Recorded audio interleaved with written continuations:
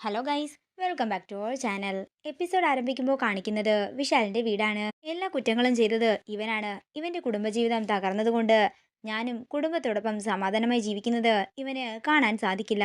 ഇവന് കണ്ണുകടിയാണ്. അതുകൊണ്ടാണ് ഇവൻ വിശാലിനെ കൊല്ലാൻ ശ്രമിച്ചതെന്ന് ജിതിനെ ചൂണ്ടിക്കൊണ്ട് ജാസ്മിൻ പറയുമ്പോൾ എല്ലാവരും ഒരു ഞെട്ടലോടെ നിൽക്കുന്നു.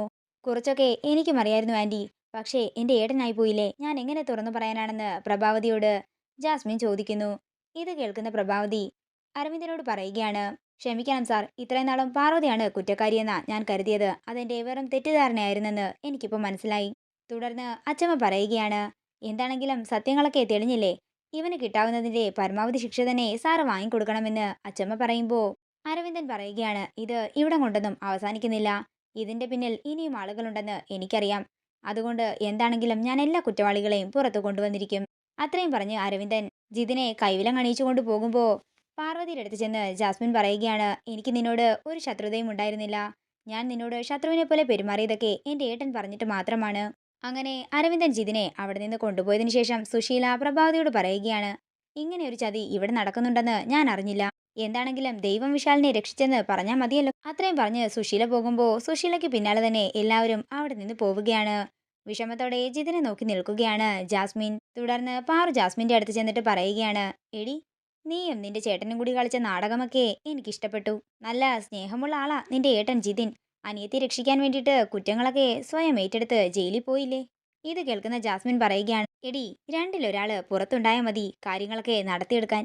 നീ ഉദ്ദേശിച്ച കാര്യമെന്ന് പറഞ്ഞാൽ വിശാൽ സാറിനെ കൊന്ന് വിശാൽ സാറിന്റെ സ്വത്തുക്കളെല്ലാം കൈക്കലാക്കാനല്ലേ. അതിന് നീ ശ്രമിച്ചാലേ ഇനി ജയിലിൽ പോകുന്നത് ഞാനായിരിക്കും, നിന്നെ കൊന്ന കുറ്റത്തിന്. ഇത് കേൾക്കുന്ന ജാസ്മിൻ ഒരു ഞെട്ടലോടെ പാറുവിനെ നോക്കുമ്പോൾ പാറു ദേഷ്യത്തോടെ അവിടെ നിന്ന് പോവുകയാണ്. പിന്നീട് കാണിക്കുന്നത് ഗോപിനാഥിനെയാണ്. അച്ചമ്മ ഗോപിനാഥിന്റെ അടുക്കലേക്ക് ചെല്ലുകയാണ്. മോനെ ഗോപി, താഴെ വലിയ ബഹളം നടക്കുകയാ. വിശാൽ മോനെ കൊല്ലാൻ വേണ്ടി പൂക്കളിൽ വിഷം തളിച്ചത് ജാസ്മിൻ ആയിരുന്നെന്നല്ലേ ഇത്രയും നാളും എല്ലാവരും കരുതിയിരുന്നത്. പക്ഷേ ജാസ്മിൻ അല്ല, ജാസ്മിന്റെ സഹോദരൻ ജിതിനില്ലേ, അവനാ ഇതെല്ലാം ചെയ്തത്. അവൻ കുറ്റം സമ്മതിക്കുകയും ചെയ്തു. അങ്ങനെ CI അരവിന്ദൻ അവനെ അറസ്റ്റ് ചെയ്തുകൊണ്ട് പോവുകയും ചെയ്തു. ജാസ്മിൻ വന്ന് വിശാലിനോടും പാർവതിയോടും അവനു വേണ്ടി മാപ്പ് പറയുകയും ചെയ്തു. കാര്യങ്ങളെല്ലാം കലങ്ങി തെളിഞ്ഞെന്നാ തോന്നുന്നത്. തുടർന്ന് അങ്ങോട്ടേക്ക് പാർവതി വരികയാണ്. എന്തായി മോളെ, ജിതിനെ അറസ്റ്റ് ചെയ്തുകൊണ്ട് പോയോ എന്ന് അച്ചമ്മ ചോദിക്കുമ്പോൾ പോയെന്ന് പാറു പറയുന്നു. അല്ല ജാസ്മിൻ എന്തേ, എന്താണ് അവളുടെ അടുത്ത നീക്കമെന്ന് കണ്ടറിയാമെന്ന് പാറു പറയുമ്പോൾ അച്ചമ്മ പറയുകയാണ്, 24 മണിക്കൂറും അവന്റെ ഒപ്പം ഉണ്ടായിട്ടും അവൾക്ക് അവന്റെ ചതി മനസ്സിലാക്കാൻ കഴിഞ്ഞില്ലല്ലോ. അവൾക്ക് ഒരു കുടുംബജീവിതം ഉണ്ടാകുന്നത് അവൻ ഇഷ്ടമല്ല പോലും എന്നൊക്കെ അച്ചമ്മ പറയുമ്പോൾ പാറു ചോദിക്കുകയാണ്, അച്ചമ്മ അത് വിശ്വസിച്ചോ? ഒരാൾ കുറ്റം സമ്മതിച്ചാ പിന്നെ അത് വിശ്വസിക്കാതിരിക്കാൻ പറ്റില്ലല്ലോ മോളെ എന്ന് അച്ചമ്മ പറയുമ്പോൾ പാറു പറയുകയാണ്, എന്റെ അച്ചമ്മേ, അത് ശുദ്ധ നുണയാണ്. ജാസ്മിൻ ഒരു കുടുംബജീവിതം ഉണ്ടാകുന്നത് ഇഷ്ടമില്ലാത്തത് കൊണ്ടാണ് നടന്നതെന്ന് നമുക്ക് എങ്ങനെ വിശ്വസിക്കാനാകും? കാരണം ജാസ്മിൻ ഒരു വട്ടം ഒരുങ്ങി മണ്ഡപം വരെ എത്തിയതല്ലേ. താലി കെട്ടുന്നതിന് തൊട്ട് മുമ്പല്ലേ അത് മുടങ്ങിപ്പോയത്.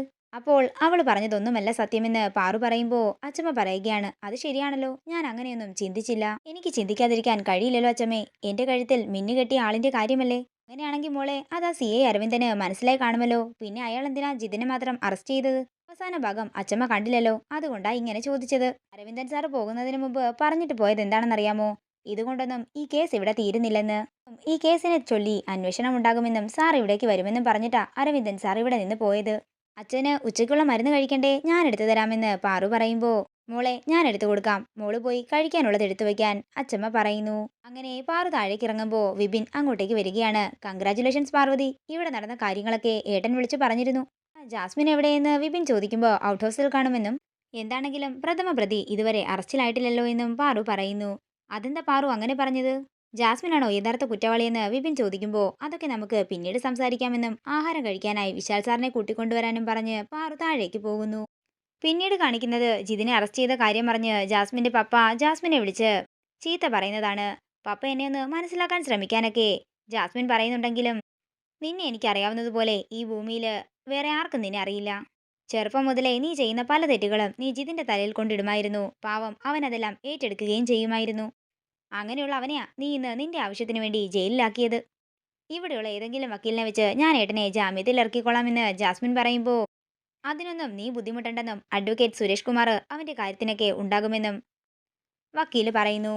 പപ്പ ഇതിനു വേണ്ടി ദുബായിൽ നിന്നും ഇങ്ങോട്ടേക്കൊന്നും വരണ്ടെന്ന് ജാസ്മിൻ പറയുമ്പോൾ ഞാനിപ്പോ നാട്ടിലുണ്ടെന്നും ഇനിയുള്ള നിന്റെ ഒരു കാര്യത്തിനും എന്നെയോ ജിതിനെയോ സപ്പോർട്ടിന് പ്രതീക്ഷിക്കേണ്ടെന്നും ഐ ഹേറ്റ് യു എന്നും പറഞ്ഞിട്ട് വക്കീല് ഫോൺ കട്ട് ചെയ്യുകയാണ്. പിന്നീട് കാണിക്കുന്നത് വിശാലിന്റെ വീടാണ്. പാറുവോടെ പച്ചക്കറി അരിഞ്ഞുകൊണ്ടിരിക്കുമ്പോൾ അങ്ങോട്ടേക്ക് വരുന്ന രാധിക പാറുവിനെ സ്നേഹത്തോടെ കെട്ടിപ്പിടിക്കുകയാണ്. ഇവിടെ നടന്ന കാര്യങ്ങളൊക്കെ ഞാൻ അറിഞ്ഞു മോളെ. പക്ഷേ യഥാർത്ഥ കുറ്റവാളി ഇതുവരെ അറസ്റ്റിലായിട്ടില്ല ചെറിയമ്മേ.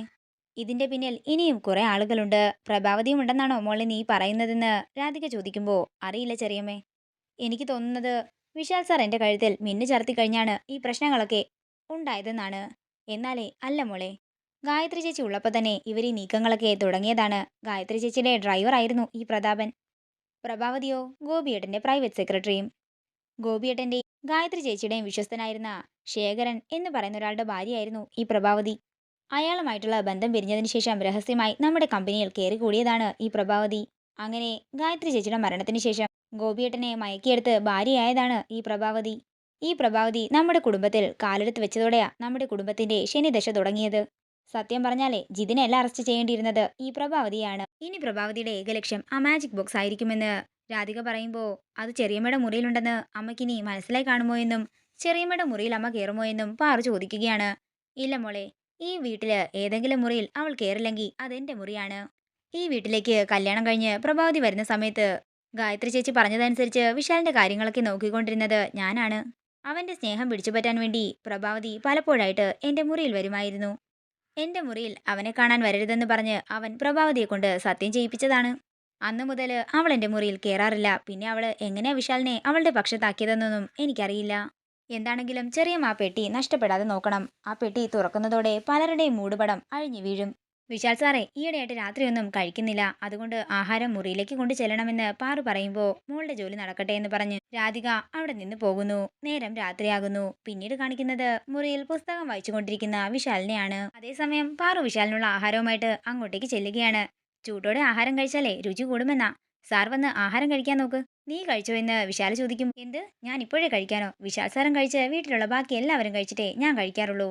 അപ്പോൾ നിനക്ക് ചൂടോടെ രുചിയോടെ ഭക്ഷണം കഴിക്കണ്ടേ എന്ന് വിശാൽ ചോദിക്കുമ്പോൾ പാറു പറയുകയാണ്, ഞാൻ എത്ര ഭാഗ്യവതിയാണെന്ന് വിശാൽ സാറിന് അറിയാമോ? എനിക്ക് മുത്തശ്ശനെയും പല്ലവിയെയും അമ്മയെയും കൂടാതെ സ്നേഹമുള്ള വിശാൽ സാറിനെയും ഉദയനുരമ്മ തന്നില്ലേ.